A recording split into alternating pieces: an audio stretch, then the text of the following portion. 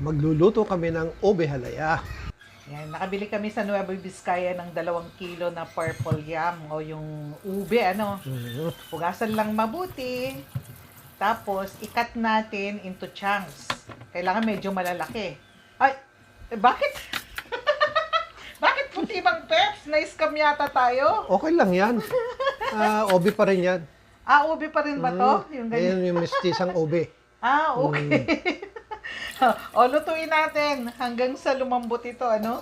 Naku, akala ko na-scam tayo. Ayan, pag malambot na, hayaang lumamig. Huwag masyadong malambot ang pagkakalaga, ha? Kasi gagadgarin pa natin Yes. ito. Balatan lang. Tapos gadgarin natin. Yung cheese grater yung ginamit namin. 390 grams na condensed milk. Yung ube yon. Tapos yung regular na condensed milk, yes. isa rin. Saka yung ating ibap. 2 lata yan. Bali yung tig 370 ml yata yon. Okay. 2 cups na coconut cream o yung kakanggata. Tapos haluing mabuti. Yes. Kailangan halong-halo na bago ilagay yung ating ube yam. Yes. Yan. So ayan, nagiging ube na yan. Oo, meron ng kulay. Lagyan ng flavoring, optional naman. Kung okay na kayo sa kulay, huwag na kayong maglagay. Ano? Yes. Ayan.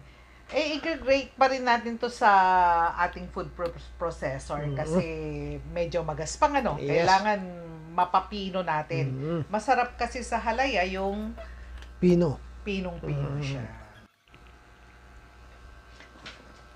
Ayan, nagiling na. Ayan. So, ayan, tingnan mo ang pagkakaiba nung nagiling ng mabuti saka yung dating ginagad lang. Oo. Malaking pagkakaiba. Mas pino talaga yung na blender o kaya na food processor.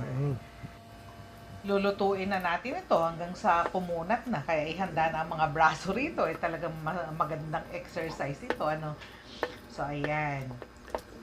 Pag mahirap nang haluin, ilagay na natin yung isang bar na unsalted butter. Yes. Pwede kayong gumamit ng salted butter para medyo mabalanse yung tamis, ano. Pero wala kasi akong stock kaya ano. So, subukan natin tikman. Mm-mm. Parang kulang pa sa butter. Ay, oo. Dagdagan Dagdag natin. tayo. Yan. Masarap kasi talaga pag mabutter. Ano, yan ang buhay ng ube halaya. Sekreto yan ng ube halaya. Dapat mabutter. Okay. So, pag ganyan na, hindi na nalalaglag pag inangat, okay na yan. Bali, 9 containers yung ating nalagyan, 500 ml yung containers natin. Ayan. Gumamit lang ng plastic spoon para hindi dumikit kapag plinaplaten nyo. Yes.